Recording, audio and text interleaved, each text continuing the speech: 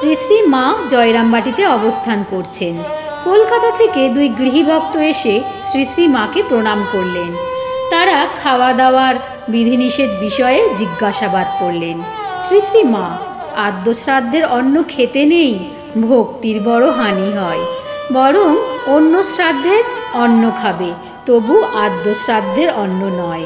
ঠাকুর নিষেধ করতেন, আর যা কিছু খাবে ভগবানকে দিয়ে খাবে। অপ্রসাদী অন্ন খেতে নেই, যেমন অন্ন খাবে তেমন রক্ত হবে, শুদ্ধ অন্ন খেলে শুদ্ধ রক্ত হবে, শুদ্ধ মন হয়, বল হয়, শুদ্ধ মনে ভক্তি শ্রদ্ধা হয়, প্রেম হয়। ভক্ত মা, আমরা তো গৃহী, আত্মীয় স্বজনের শ্রাদ্ধে কি করব?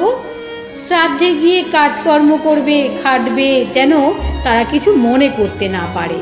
কিন্তু সেদিনটা কোনো রকম করে খাওয়াটা এড়াতে চেষ্টা করতে হবে।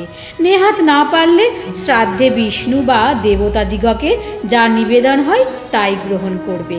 প্রসাদী হলে আদ্য শ্রাদ্ধের অন্ন ভক্তরাও খেতে পারে।